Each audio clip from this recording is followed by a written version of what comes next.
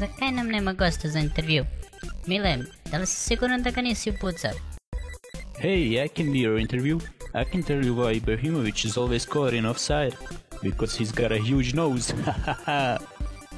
Oops.